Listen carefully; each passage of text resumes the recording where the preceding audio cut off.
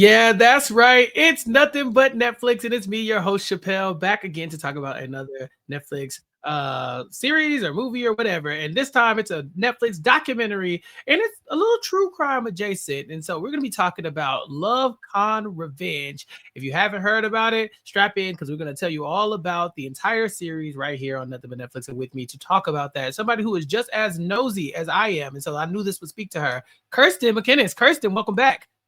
I'm so happy to be back. Thank you for having me. And yeah, if there's one place you and I are going to be, it's other people's business. That So part. we had to get into this. Yes. Thank you all, of course, for listening to Nothing But Netflix. If you haven't subscribed, what are you waiting on? Go to nothingbutpod.com and hit that subscribe button. Or you can check us out here on the RHAP YouTube page and see us talk about this ridiculous series that I think is very important that people should watch and also help us shame people for. And so, again, I brought in Kirsten because I knew Kirsten likes her some true crime, but also we like to investigate. So, Kirsten, what did you think about Love Con Revenge? Because somehow it slipped under your radar. Yeah, so I had seen a preview for it, but I'm not the most tapped into the true crime world as I used to. I used to watch all of it, listen to all the podcasts. I was really, really involved, and I haven't been as involved because I had a job that was justice system adjacent, and nothing takes the joy out of true crime like realizing these are real ass people whose lives are ruined. And so I've really been less involved, but I saw a preview for this one, did not click on it. You said, do you want to come on to talk about Love Con Revenge? I said, what is that? And then when you described it, I was like, okay, I'm interested. I'll check it out. I do think they maybe would have been better off if it had just been each episode is a self-contained case rather than having it kind of bleed between the episodes. Like if you're watching okay, this episode is about fake doctor. This episode is about scamming military vet. I feel like that's easier to get people on. It doesn't have to be a episode length. It's Netflix. What are we doing? Yeah, they really meshed all the episodes together. I guess so you'd have to watch them seamlessly because I think it maybe you can pull the plug if you watch an episode and it kind of ends and it's a little meh that you can go on to the next day. Maybe that's what they were going for. But ultimately, if you have not watched Love Con Revenge, we're going to spoil it all here for you. It's not something that I would say you don't need to be spoiled for because it's just something crack that we have to talk about. This is the story of what happens when somebody is swindled by the Tinder swindler and then they go out and decide to be a vigilante for justice and fight crime against fraudsters themselves. And I support everything this woman did. Yeah, absolutely. So it is interesting too because in all of the descriptions of this show, it's former romance fraud victim Cecily, and I'm like, did she get her money back? I'm pretty sure she's still technically a victim of love fraud. She was never not a victim. That man is not in jail. Yeah, that's the craziest part about all of that. Yeah. And yeah, Tinder swindler was wild, and Cecily was kind of one of the stars of Tinder swindler, and so I guess Netflix had the money to spare to issue to her to have a show. But the real star of the show is Brian Joseph, the private investigator. Yeah, we'll get to Bree, but for the people who haven't watched this is like Catfish, but instead of Neve going around and trying to expose Catfish, you have Cecily going around and trying to expose these fraudsters and really bring justice to some of the fraud victims, because we will find out that you can be frauded by a scammer in a love con and never get justice, like our main character here. She never gets justice, and so she goes out to go and try to help other people get justice, and she enlists the help of Brienne, our personal private investigator that will walk us through some of these cases as well. Kirsten, not to get too far ahead of myself, but I really enjoyed this, but not because I thought it was really, really good, but just because I just feel like there's so much justice out there for these people to be for us to garner, right? Some of these people have lost so much money, have experienced so much hurt, and it felt good to just watch them get a little bit of their power and their pride back. But it was still very, very sad seeing how we ended up in all these situations. Yeah, and most of these people will never get paid back. The police may never pursue a case, but at least by kind of naming and shaming these romance scammers, you get a little bit back of being able to stand up a little bit taller and just say, this happened, and I say this every time I talk about a scam of any kind. We could all be scammed. We are Everybody. all susceptible to scams. Everyone, it's just a specific scam is the one that could get you, right? Mm-hmm. And so I think that sometimes people like to watch scamming documentaries to be like, haha, I would never fall for that. But it's like, well, you'd fall for something else. So like Mm-hmm. it's good to kind of remove the shame so that people who have been scammed can stand up and say it. And then it maybe makes someone else less likely to be scammed in the future because they'll see this like a contract stating how much money they're going to get every month and they'll think that sounds too good to be true. Maybe it is. And they won't give away their money.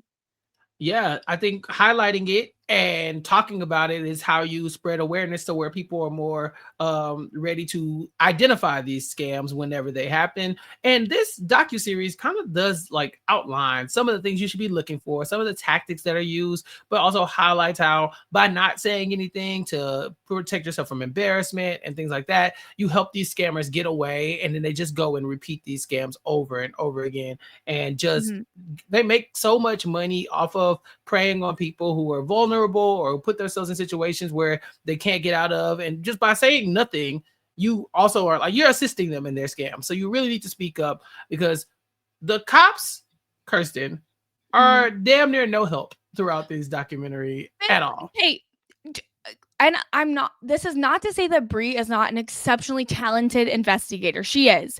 But it seems like she is able to pretty easily put together a lot of the pieces to these cases, finding information on LinkedIn. Like it's not hard to find witnesses. It's not hard to even find the men themselves, or the one woman they didn't have to go find, but like they're finding the scammers, they're putting it all together. It seems not that a police force should be able to do it. And then they can literally bring this package to the police and say, here's all of the evidence that our actual competent investigator has compiled. And the police go, sounds like a personal problem to me.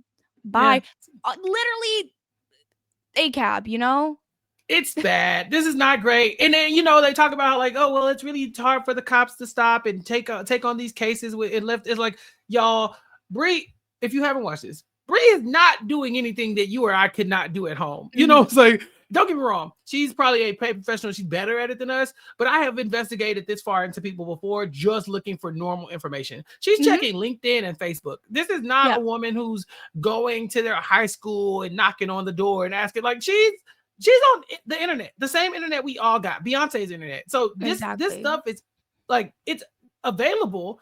But for some reason, it's really hard to get the cops to assist you in these matters. And a lot of times they kind of blow off some of the victims, probably because a lot of the victims are women. Well, 100%. And then the one scammer who actually went to jail, a black woman? Interesting. The police found the will to care in that situation. Like, what she was doing was horrible. But she was just a woman in a male-dominated field, and she was the one who got punished for it, you know? And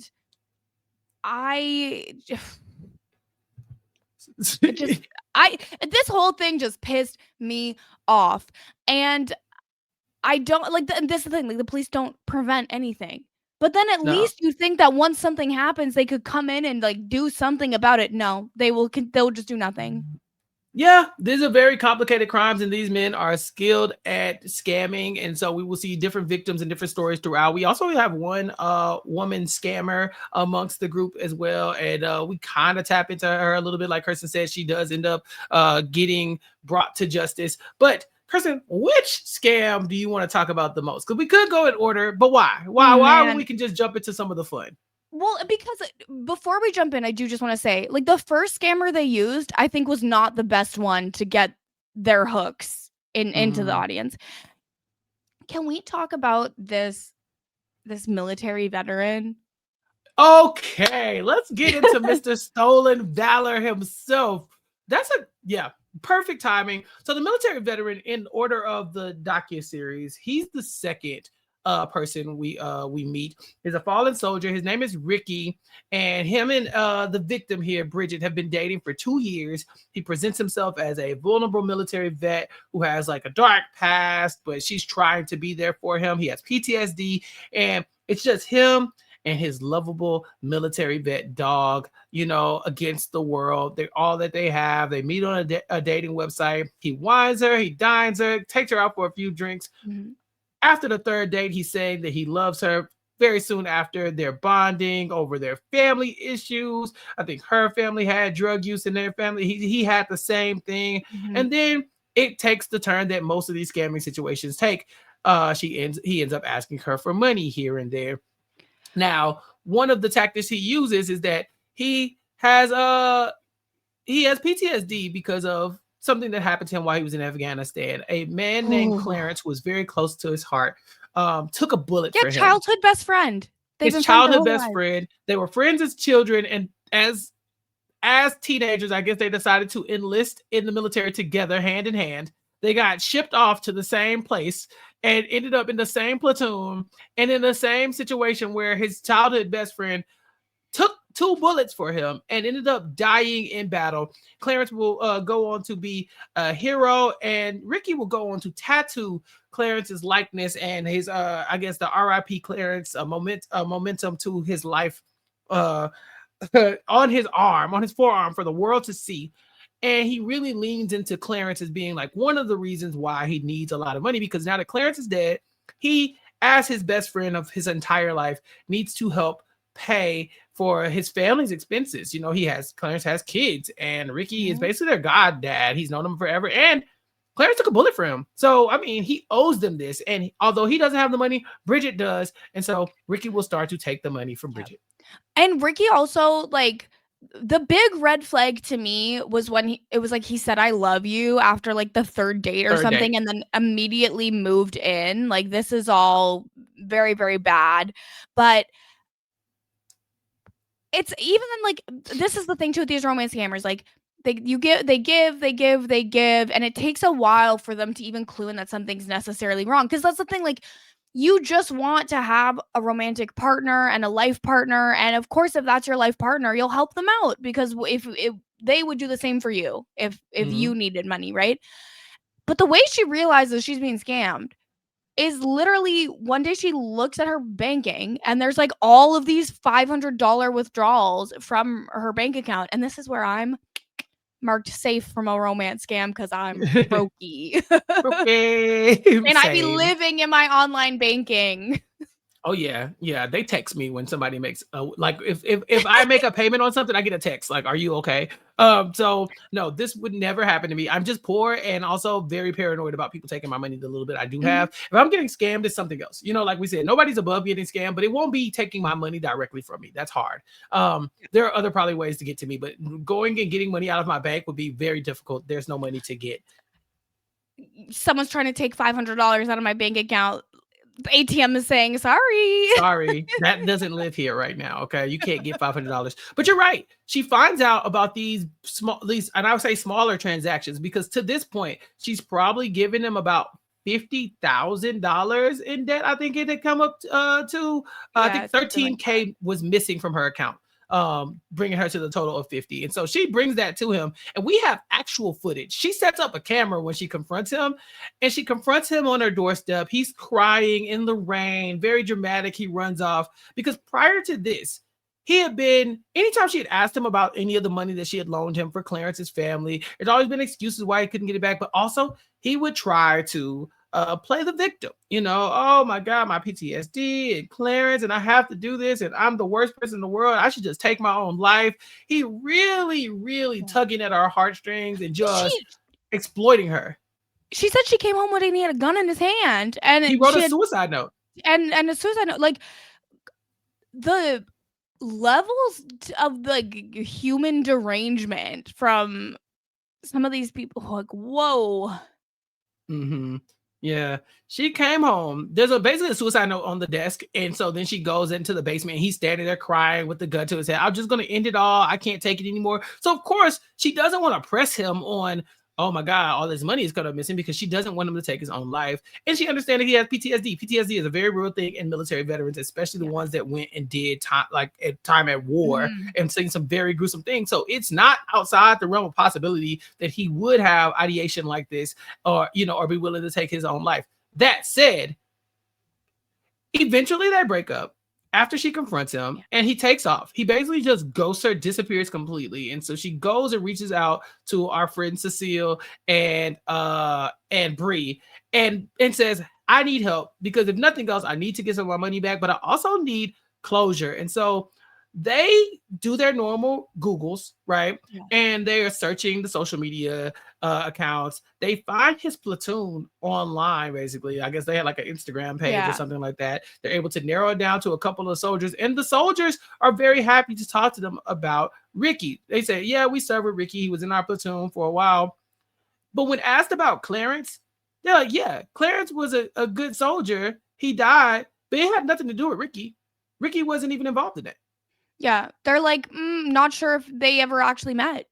Yeah, don't know that. Also, Ricky was kicked out of the military after a couple months because he could not stop drinking and doing drugs and partying while on deployment.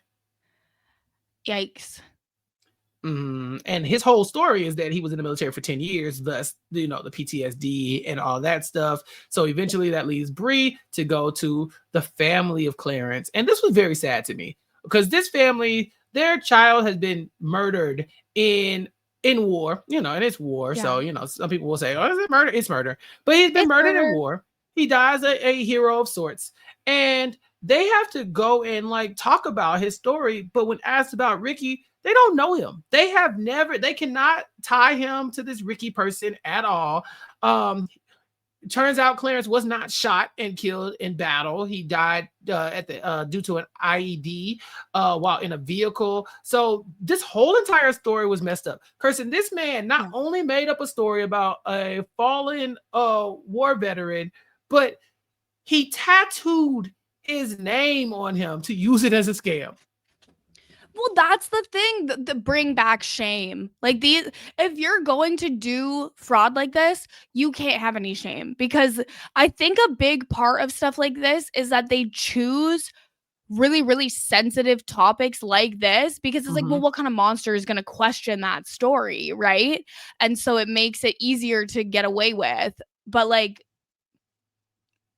he probably scammed someone to get the money to pay for the tattoo. When he was threatening to kill himself, it was after she asked him about a $10 charge.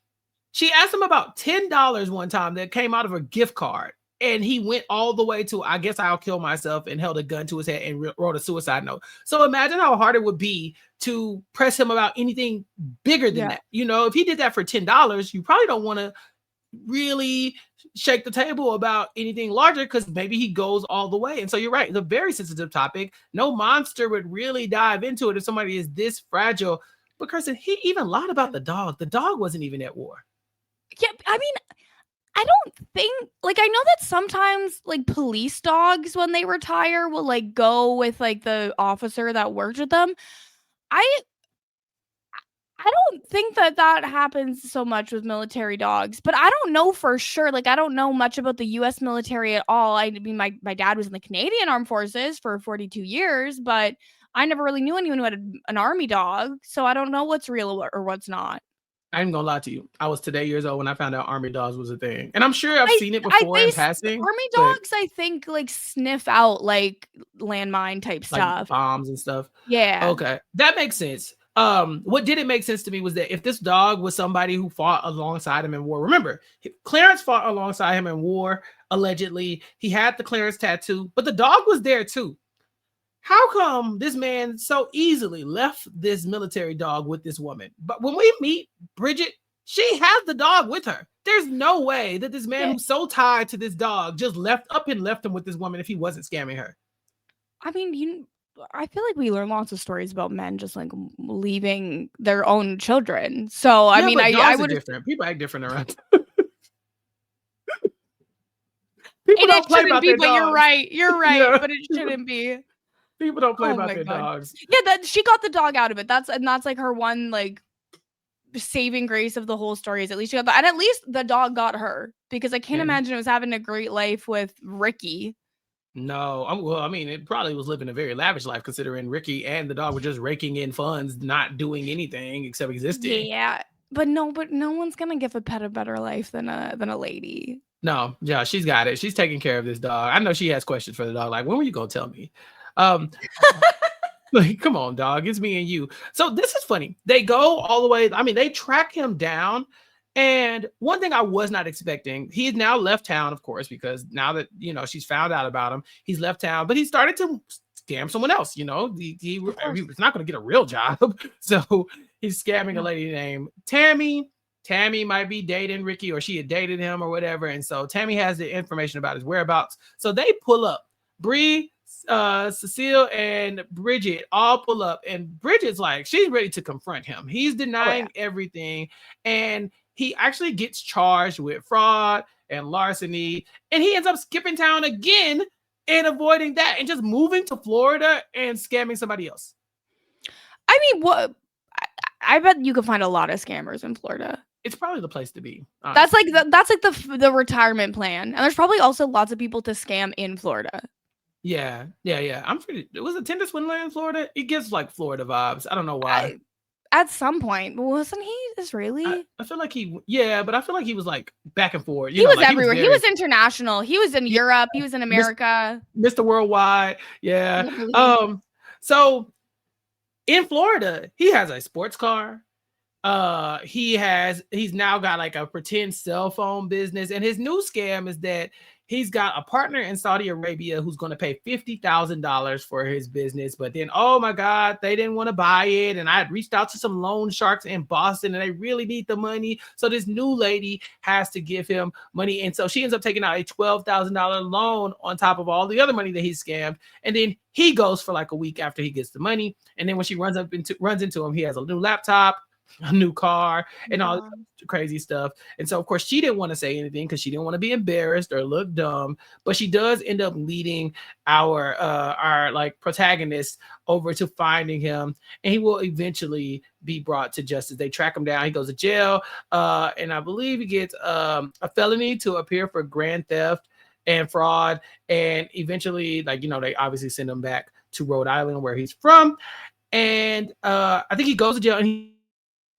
back, but she does get to keep the dog. So this one kind of had a happy-ish ending because she's going to get paid back, but I'm pretty sure there were other people who got scammed in the meantime. Yeah, well, and the thing is like someone can be ordered to pay back the victims of their crime, but that does not mean they are actually going to do it. And this man's not getting a real job, so what wages will be garnished? Like, it's I would not bet on him actually paying his people back. Well, that brings us to the selfie scammer, because he does not actually pay his people back initially, and they end up having to go even further to get these funds from him. Like, he will go on to default. And so this man, he's the one we lead off with. Selfie scammer lives in Nashville. We meet a woman named Jill. She says, I met this guy online. They're all about 50 years old. He's been divorced for 10 years, but he does the classic Tinder swindler move. He is like, I'll give you some money, kind of show you that I'm good for it, show you that I'm wealthy. And then when I start asking you for money, you've already trusted me because you've seen that I'm rich. I live a lavish lifestyle. And he has this random business called Sanjara that is like his wellness business that doesn't quite ever materialize into an actual business. He had a scam set up so good to where he was able to have an entire property for a business that didn't exist.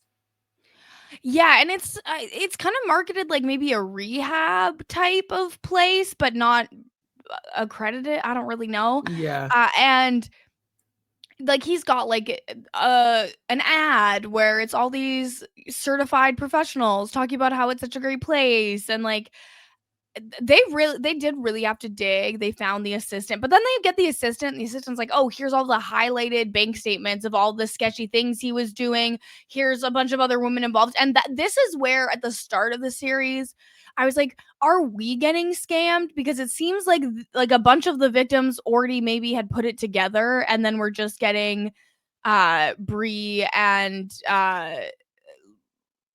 Cecily, thank you, to make it a Netflix show.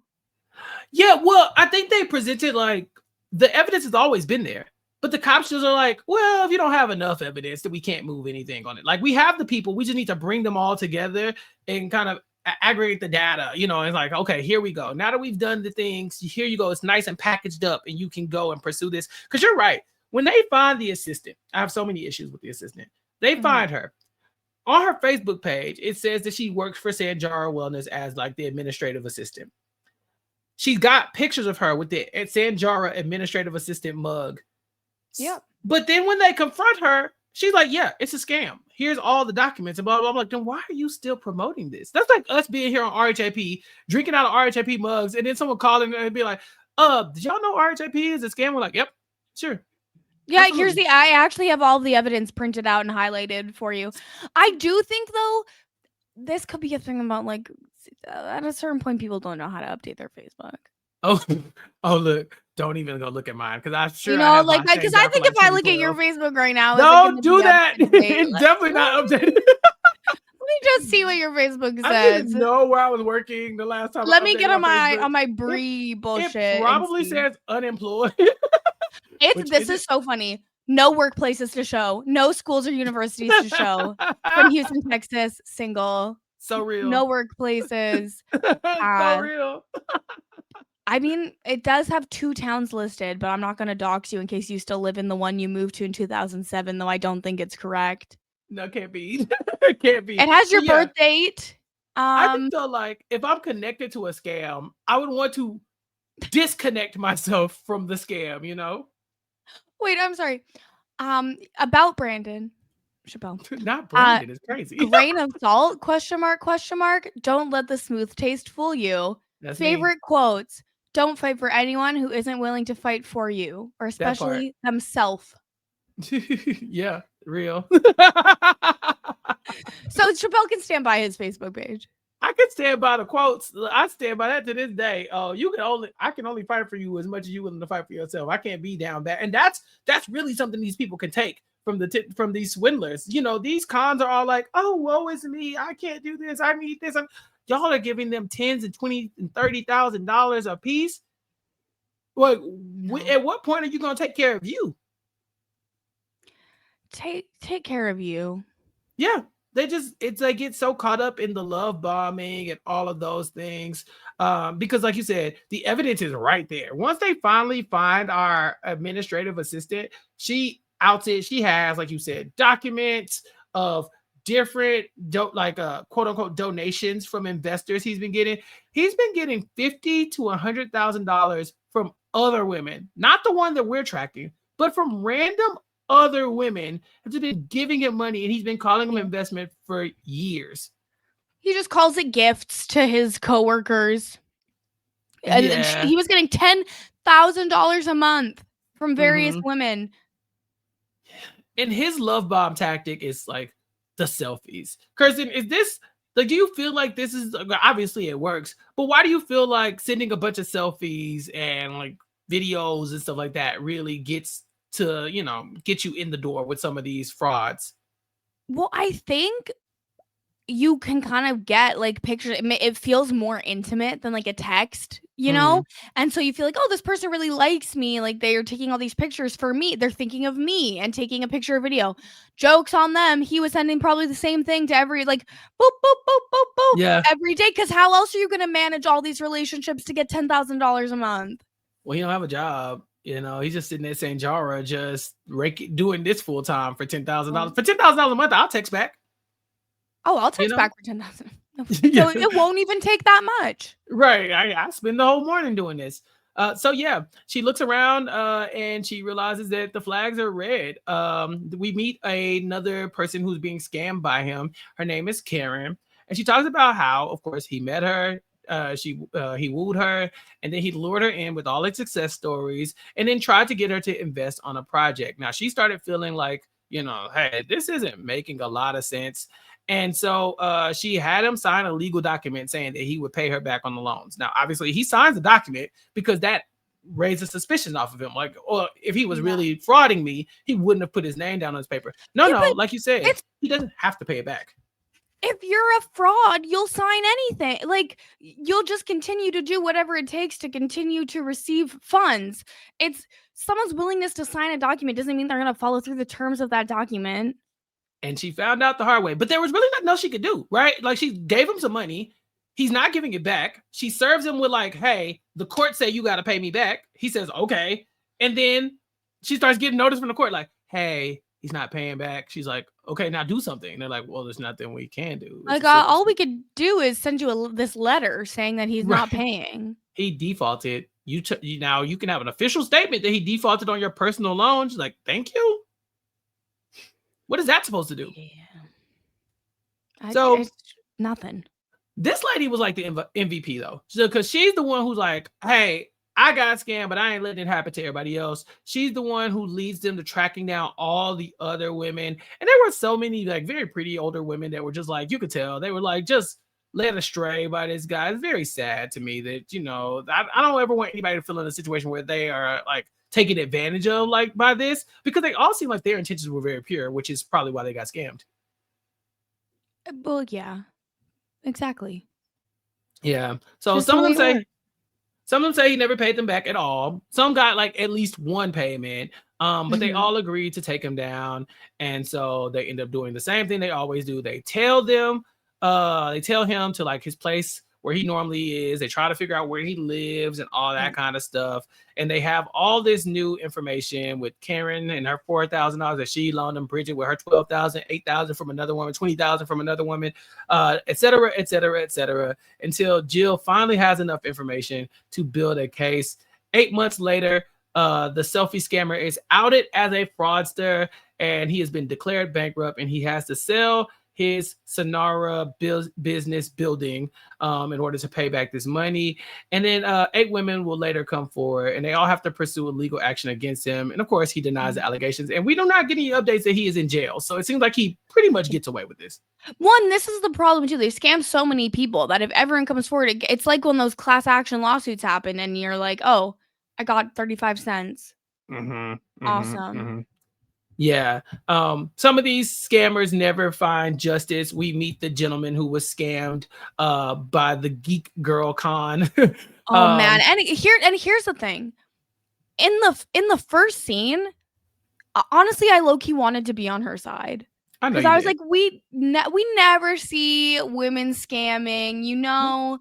Good for her. But then you learn like one detail about what she was doing, and you're like, nope, I can't support this woman's wrongs. So she found out from this man that his grandfather had died from multiple sclerosis. So her entire scam, awful. Her entire scam is her saying, I too have multiple sclerosis. And so I'm a nerd. I'm the perfect nerd girl that you want. She looks like a foot. I don't care what nobody says. But she's the perfect. I'm sorry. I'll talk all the shit about her because she's a scammer. She's awful. But yeah, she looks awful. And he lets her in because he's like, finally, a nerd who understands me. And she has MS just like my grandfather did. I have to take care of her. She loves me. We live together. She's in med school. But someone has to take care of her so we can have a nice life for the remainder of her life, because we know she does not have much longer to live. Only to find out this lady does not have MS at all. When people scam with fake illness, that's like one of the worst.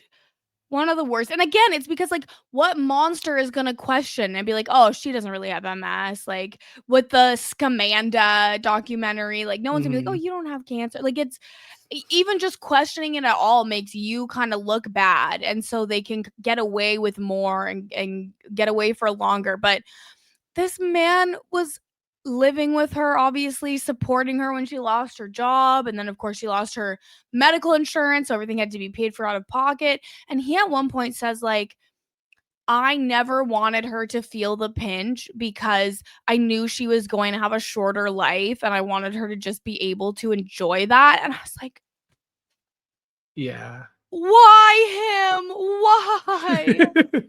Yeah. Scam the awful. No, don't scam anybody. Don't scam anybody. It's okay. But if you're gonna scam someone, like, why can't the scammers all scam each other and just have their own little pyramid scheme of scam? Scam the government. You know, they're not gonna feel it. I'm just saying, don't scam people. Scam the system. But anyway, yeah, she scams this man who is willing to go to the ends of the earth for her while she lays around and does nothing because, spoiler alert, she does not have MS.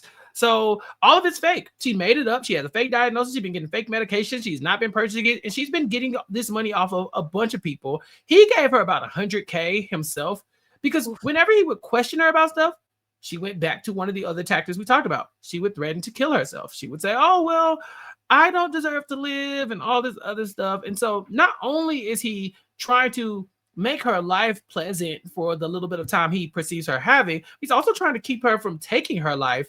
And, she's kind of lording that over him as well. The FBI ends up getting involved. Yeah, and it's to the point where he then starts having suicidal ideation because he thinks at least then my life insurance would pay out and she'd be taken care of, which that's crazy. That's so sad. I don't think life insurance pays in that situation, just for the record, but also stab in my heart. That was so brutal. I felt so bad for him. I felt bad for all of the victims. Mm-hmm. But he was maybe tied for who I felt the worst for. Yeah, she basically spent all her time mirroring exactly what he wanted. He wanted a nerd girl, and she did that. He was sympathetic to MS, and so she got that. She was doing whatever it took, but she was doing this to other people, and the FBI ended up getting involved because of her doing this across state lines. It ended up being wire fraud, and so because of that, they ended up having to investigate, and they were able to send her to jail and get justice for the victims, but not this victim, because this victim was outside of the 5-year statute of limitations. Well, and basically it was she admitted to what she had done, and so she got whatever plea deal to go to jail for 2 years. And then with that deal, they basically were also tell us all of the other frauds you've done. And so then she's like, yeah, and this guy. And so they go and they tell him oh, hey, by the way, she never had MS and it was a scam. And so it's, of course, there's a statute of limitations. And even he is I'm super understanding of why statutes of limitations exist, but I didn't even know I was being scammed. And this is where in Canada, that amount of money as a fraud, there wouldn't be a quote statute of limitations for an amount that large. He would be able to pursue it as a historical file still. But I guess not in America. This is tough. I mean, I get why you would have a statute of limitations, but when she's admitting, there should be some type of loophole. Once she's it was me. She stole over $100,000. There should not be a statute of limitations for a sum of money that large. Yeah, I mean, he gave her $100K himself, so she was at probably $600K by the time she got caught up. There should not be a statute of limitation on this, but yeah, she gets away. And his story is more like a cautionary tale to anybody else who's being scammed to speak up if you feel like something is off, because he did have plenty of time to do that. But of course, we're very understanding as to why he wouldn't have, right? He doesn't want to take her own life. He didn't know. He didn't know he was scammed. He thought that he just dated a woman with MS who needed a lot of support. Yeah. So gross. This is gross. And I think they also chose to include this one just because, as they said, it's really hard to get male victims of fraud to come forward. And so it was just kind of this is the only man who's going to talk to us. Yeah. And then you see what happens. He's I'm the male victim who came forward. It's oh, did you get justice? No. It's okay. So now it's you just embarrassed yourself on Netflix for nothing. It's no, that's not the case. But I could understand why people would be hesitant to do that kind of thing. But we say the same thing about women all the time. It's why would I come out and put myself in the spotlight when I'm a victim of something just for you to all judge me for it and then me not also get justice? So it's very clear why victims don't speak up. But yeah, this documentary is definitely trying to get more people to come out and talk about their fraud so that we can keep it from happening to other people. We have to talk about the other fraud that doesn't get any type of justice. I'm mad. I'm so mad. We have to talk about the fraudster in the family. We meet a woman named Shariza, and she ends up going $2 million in debt behind her husband, who is a double doctor, his words, not mine, who has a PhD and a medical license in his words, not mine. And she meets him online. She actually knew him in high school. They were friends in high school. They ended up linking back up online later on. She was a successful single mom of two, and he was like a successful doctor. And so they ended up getting together. And very quickly on, they have a very romantic and like lavish lifestyle. You know, he's showering her with gifts and romance, and he's taking time to invest in her daughters and treating them as their own daughters. And they end up dating off and on until he eventually moves on to move to Florida in order to link up with her and live with her and to start his own practice. Now, once he does that move, he ends up asking her for a bunch of money. And she's like, I can't give you $100,000 business loan. That's wild because we're not even married. And so guess what he does? He proposes. And he kind of love bombs her with the proposal, Kirsten. Yeah, I mean, like, he's the dad who stepped up for her children. Like, he's so enmeshed in her life and like portraying just this perfect romantic marriage of like getting her flowers all the time, but it's not just like the classic 12 roses. It's like exaggerated like so much, and he fully takes over this woman's life, and then okay, she'll sign a business loan for him. Yeah, because they're married at that point. You know, at first she's like, well, we're not even married. But once you get married, she's all tied into like, that's what a wife should do. It should be supporting my man and his business is my business. But even the engagement, he went and got her entire family and did a pop-up engagement or all her friends and family there. Even if she did have second thoughts about it, there's no world where she's saying no to an engagement at that point. No, because it's not even like she doesn't like him. Like, she wants to marry him. And so you don't want to get into, like a public fight in front of your whole family. It's this guy. This guy sucks. So double doc, damn, like Doc, yeah, he sucks. Of course, they get married and it's a beautiful wedding and all that stuff. Yes. And so of course, once he's married, he says, hey, remember that $100,000 loan I asked you to get? You should do that. And so she does. And they are able to start a cosmetic surgery business in South Florida, which you think would be relatively easy considering the BBL boom and all the cosmetic surgery that goes on in South Florida. But very quickly, the business fails.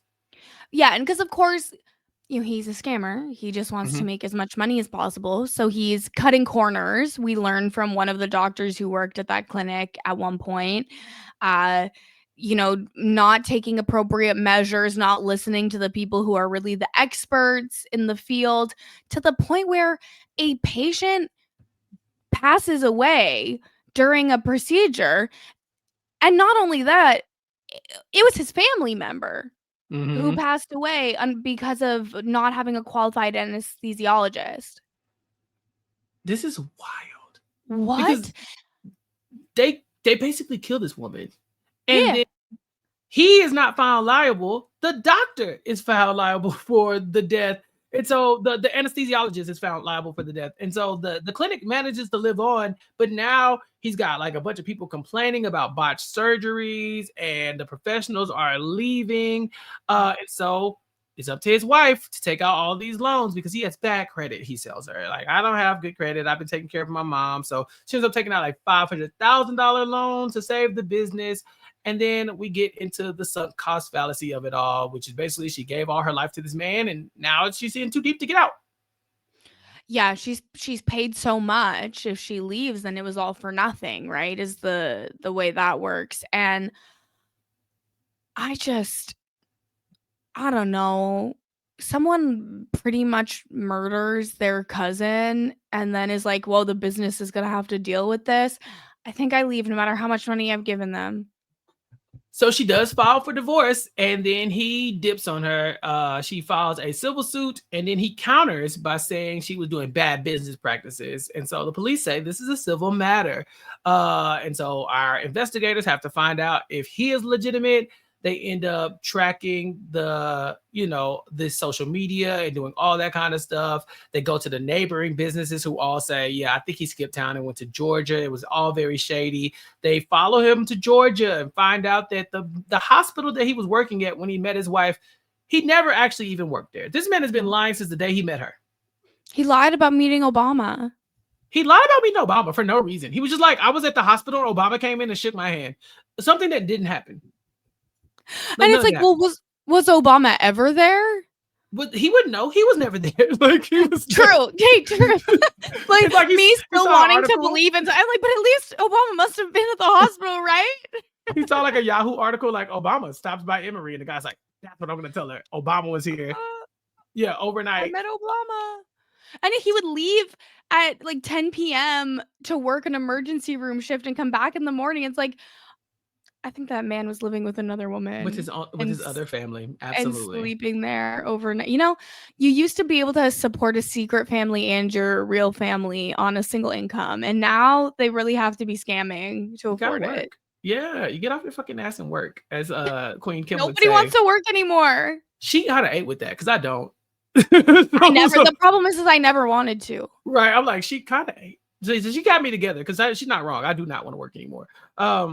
So we find out that he might not have ever even been a real doctor. We end up meeting with the daughters of this woman, and they are also very hurt because he took them in as if they were his own kids. I think he ends up adopting them. They changed their names to have his last name.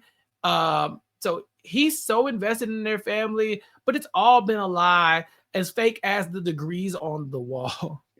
And that was the wild part too, where they go to his wife and are like, yeah, he might not have ever actually been a doctor. And she's like, no, but he had degrees on the wall. And they're like, yeah. Like, people can make that for fakes. Yeah. They find him and they find that he is teaching at a university, and he was doing like evasive maneuvers on the highway. Like, he almost got in a crash. Yeah. Did he know they were following him? Because the way he was driving. I mean, to be fair, he did pull into the Chick-fil-A parking lot. They followed him and then followed him out. So I feel like you probably could put together that you're being followed. That's kind of obvious, because he went through the drive-thru and they didn't. They just parked and then continued following him. But he almost got in a crash. It was wild. They find him. Bree even engages in conversation with him to confirm that he works there. And even then, he's like, "You're very beautiful." He's ready for another scam immediately. He had to just see if he was gonna take the bait. He just threw it out there. She doesn't really, but she now knows that he works at the school as in the math department. And so we find out that one of the daughters has now realized that she too has $80,000 in debt, because he has been going in and taking her money. And so not only has he frauded the mom, but now he's frauding the kids too. Yeah, it's at one point, I guess he had made a point of everyone should keep all of their important documents all together so we can keep them safe. I'm assuming there was some sort of fireproof safe situation in the family home. And he used that information to then take out, $80,000 in debt in the one daughter's name and just let it go to collections. Yeah. She tried to get an apartment. They were like, no, you don't actually have a credit score because of all this debt. So they end up rolling up on him again. And this time the daughters hop out and they confront him. He's like, this is my job. Can you stop? And they're like, no, you're so fake. You tried to ruin our lives. And we know you're going to jail. They say, if it's the last thing I do, I promise you're going to jail. They run him off campus eventually. Yeah. And now they have enough information that you would think they would be able to take this to the cops and get them brought to speed up to the fraud charges, and justice will be served. But when this ends, we get the card on screen that says he dropped the civil suit against her, and he claimed that his PhD was just a qualification, but not him talking about being a doctor. His fraud case was dismissed, and she, our victim, faces a claim for filing a false police report against him. So what happened? I am so mad. They did all of this, and it sounds like she is worse off. She's facing a claim for filing a false police report. And she didn't. I'm sorry. There's no way that was a false report.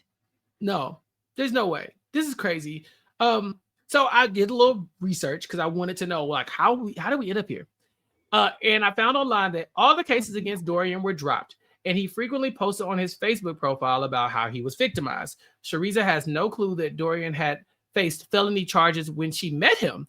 And after discovering everything, she felt that she was living her life with a complete stranger. He presents himself as somebody of great stature on his social media handles, especially on Facebook, where he stopped posting, I believe, after Netflix decided to document his case.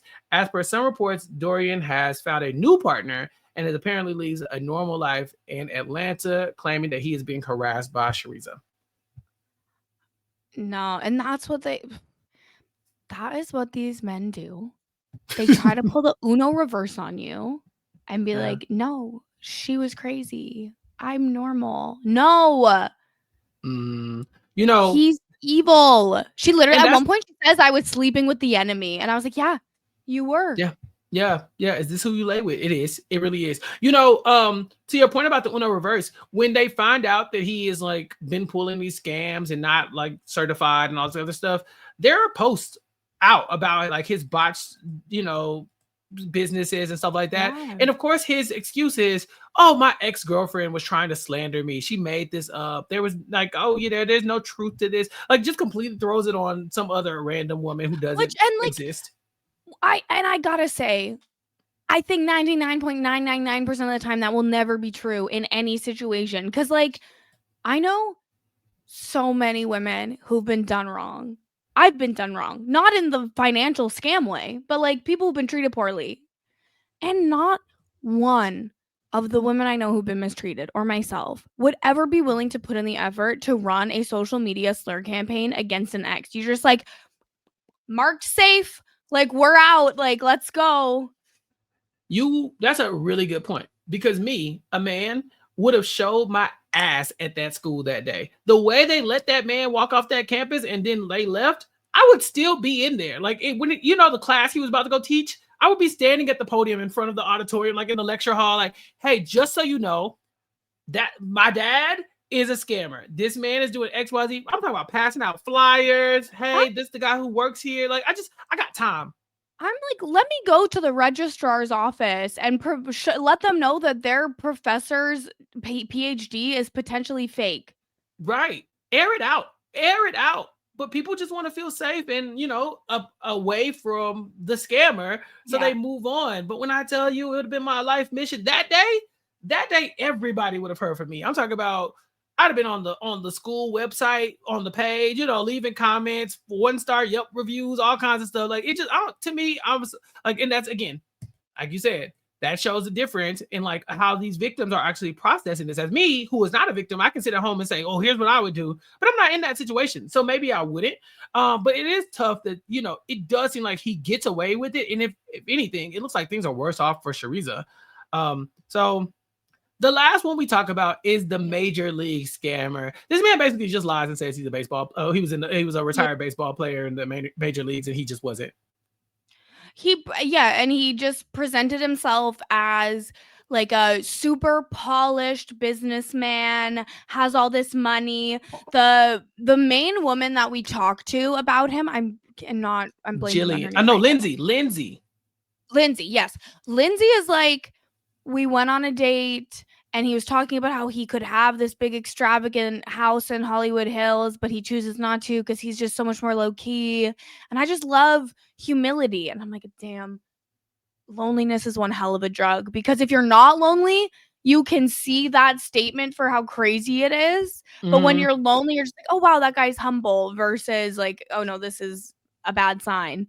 And he is good at finding women on dating apps who are, I guess, have large sums of money or inherit large sums of money. And then he convinces them to invest it with him. And if you invest like $140,000, he will give you $20,000 every month. And isn't that such a good payday? And it's like, if it looks too good to be true, it is. No investment is paying like that.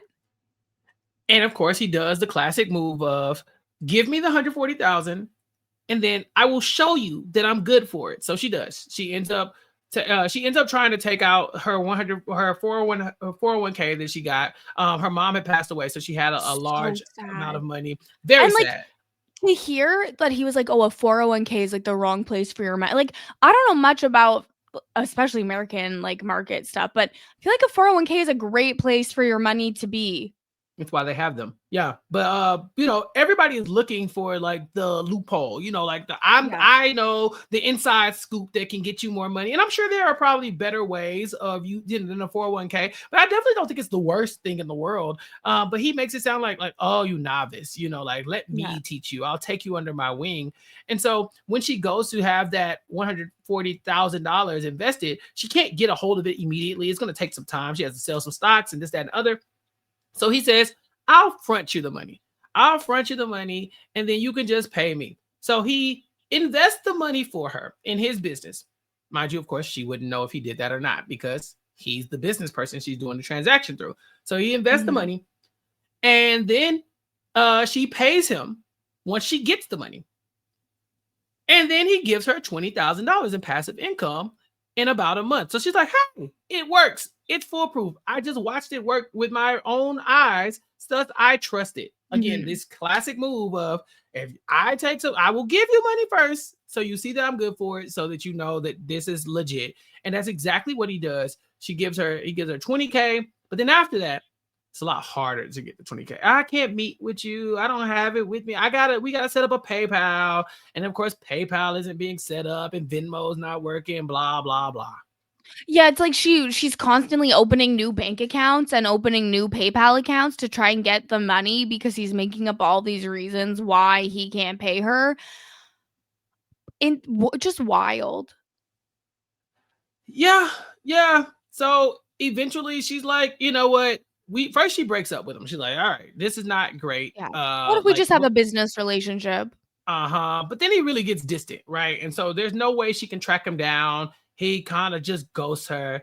And so we don't know where he is. And our investigators find another woman named Bree. Well, Bree finds another woman. I don't remember her name. I think her name was Lauren, who lives in Arizona. And she Mhm. has a restraining order against him. So they go to her and she's airing it out. She's like, I known him for years.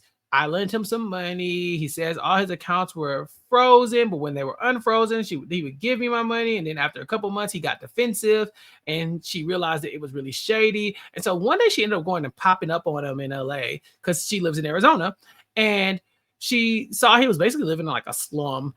And he lets her in. He's like, you could spend the night here. She's like, nope, nope, nope. This looks bad. And she takes off. She gets a restraining order because he goes on to harassing her after that, talking about how he was going to ruin her life and her livelihood. She ends up moving and switching cars and feeling like she was in danger after basically giving this man $50,000 and the police just blowing her story off and dismissing it. Yeah, just, "Oh, no, that sounds like a personal matter."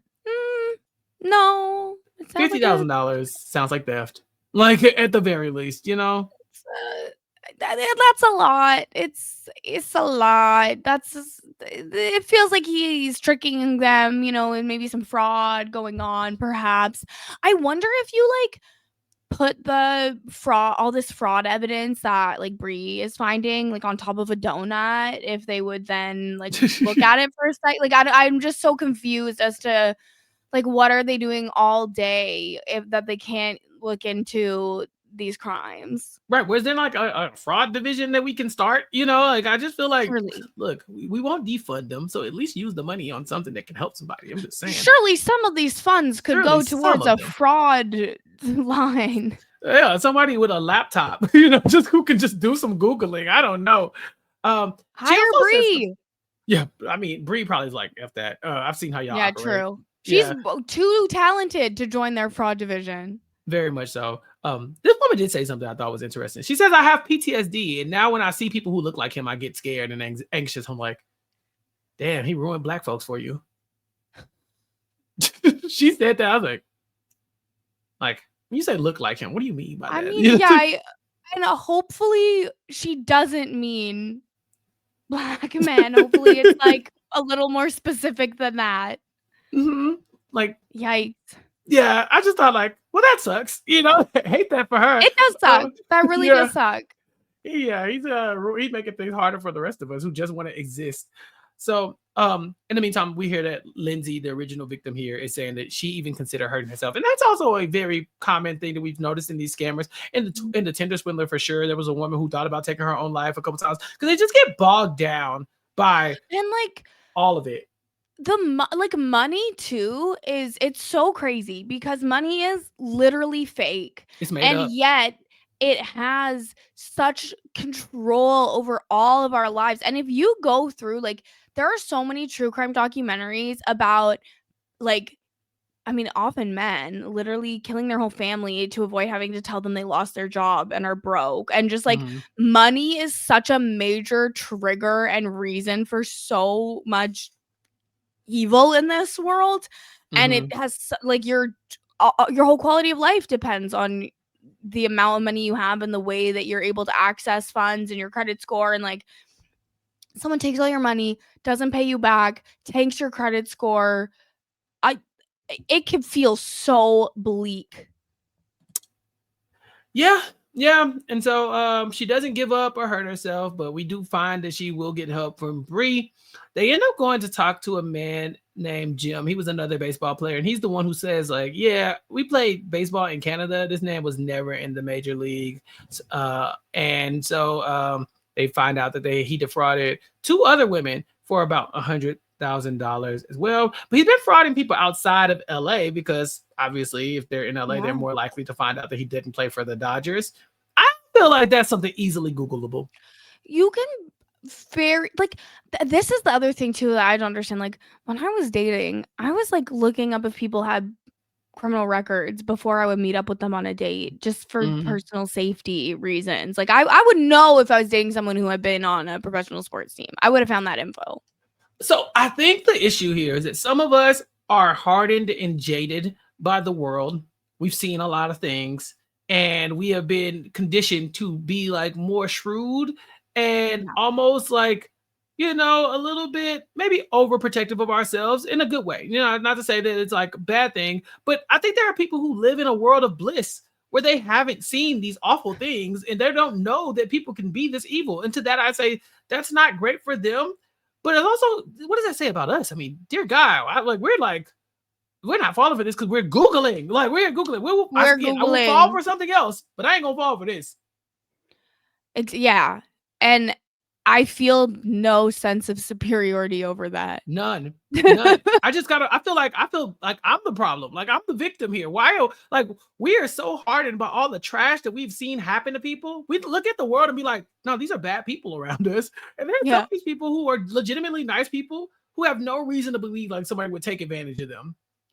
Yeah, they're like, well, everything's always been okay before, so why wouldn't it Right. be okay moving forward? And like, that's so beautiful to It have the is. optimism and openness to experience. Like, that is absolutely a good thing. But then when people like that end up getting scammed or like exposed to the realities of how shitty people are, it's so much harder of a fall. Like, I think if you or I inevitably get scammed for whatever scam works on us, right? And then Yeah. we're like, I knew it.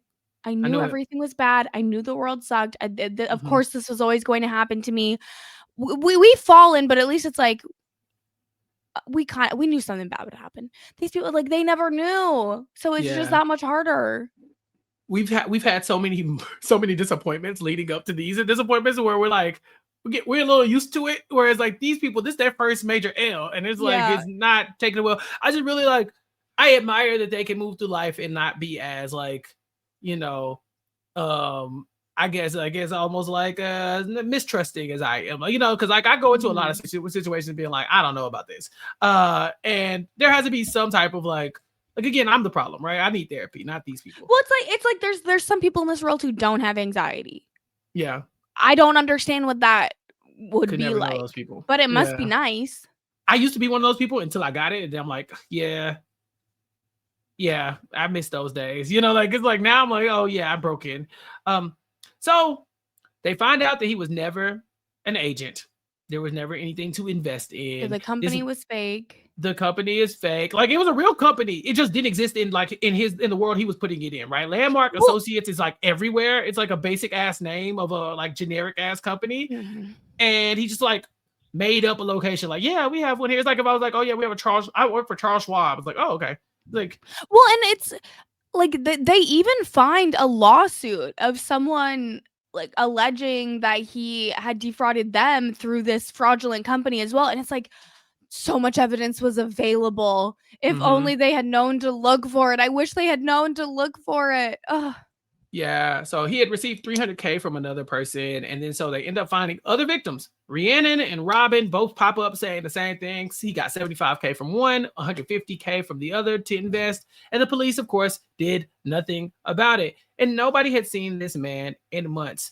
They eventually tracked down his current victim, or at least his latest victim, and she's like, "I'll help you lure him to a park so you can find him." They tell him, they get a license plate for him.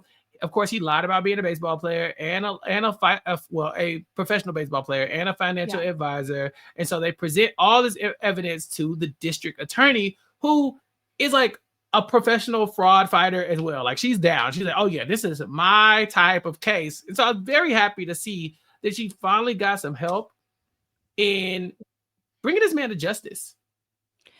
And they were chased from like police agency to police agency because of all the different locations. And she's like, yeah, I can see why this would fall through the cracks, but I'm glad it came to me because now I can pursue charges. And of course, this ends up being like a federal case because he's using the dating apps to do it, which makes it wire fraud, which is using technology to commit your frauds, which that's how they get so like that. Like Elizabeth Holmes, they got her on the wire fraud. That's how they get you. All the other shit. That's how they get you. It's across state lines. It's the moment it happens, because that's when the FBI calls. You know, like when it's just like in your city, they don't care. But the moment you're like crossing state lines with this and doing wire fraud, they're like, oh wait, now we can get involved. He gets arrested on a 14-count federal indictment that he used the dating apps and websites to con the victims of his romance scams out of $2 million. If convicted, he would face a statutory max sentence of 20 years in federal prison for each of the 13 wire fraud accounts and up to 10 years for the monetary transaction count. But he, of course, denies those allegations. And hopefully, because we don't know, hopefully he too will be convicted and charged and sent to jail, and maybe have to even pay these women back, only if we're lucky. But that's it, Kirsten. That's Love Con Revenge. Yes. And I do it just sucks to see all these scams happening. It sucks to see. But what sucks more than anything is all these white men getting away with it, and then the only people actually going to jail are the black people. Like, that to me, that I almost want to root for the scammer a little bit when it's like, well, it's a little bit but the racism. Right. It's we can't balance the scale here with fraud, sadly. But it does make you wonder why sometimes it's like, this seems like an up and shut case. Why isn't it? But we don't have enough data to support, and of course people will call us crazy by calling it out. But I think, again, if you see something, say something. These people are obviously going through some stuff, and they're just quiet about it, and they don't say anything, and these people start to get away. And there's a ton of reasons why, like we talked about ego and pride and just shame, and there's so many different things that keep people from speaking up. But ultimately, speaking up is how we bring these people to justice, and we keep the next person from getting scammed.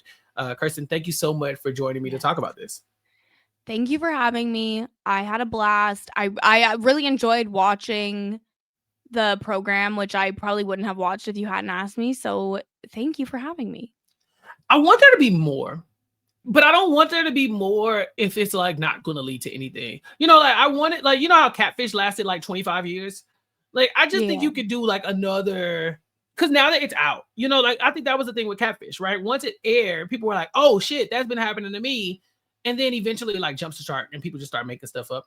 But the first couple of seasons, people were really in the trenches and didn't know that they were being scammed. I think you could do this again now that people have more awareness about it. And maybe, Bree and Cecily could take this and, help a few more people. But please help as many people as possible. Mm-hmm. Kirsten, what are you working on right now in your world? What's going on with the hot dummies? Yes, so you can listen to Mess Magnets with myself and Sasha Joseph talking pop culture, celebrity gossip, trending topics, all that fun stuff over on Mess Magnets. You can also hear Scally and I talking about Love Island Games Season 2 at weknowloveisland.com and, of course, on the Hot Dummies on Islands podcast feed. And you can follow me everywhere at Kirsten Said What, including twitch.tv/Kirsten Said What. All right, everybody. Thank you, Kirsten, for being here. And thank you all for listening and joining us here on Nothing But Netflix. You can catch up with me on recapkickback.com talking about Flavor of Love Season 2 with Chantel and talking about Netflix's own Beauty in Black. If you are looking for that coverage here on Nothing But Netflix, it's over on Recap Kickback. Go to recapkickback.com/subscribe or go to youtube.com/@recapkickback and join the conversation over there. Thank you all for talking to us about this. Let us know what else you want us to talk about at us on social media at Nothing But RHAP, and we'll be back next time with another Netflix movie, TV show, or documentary. Bye.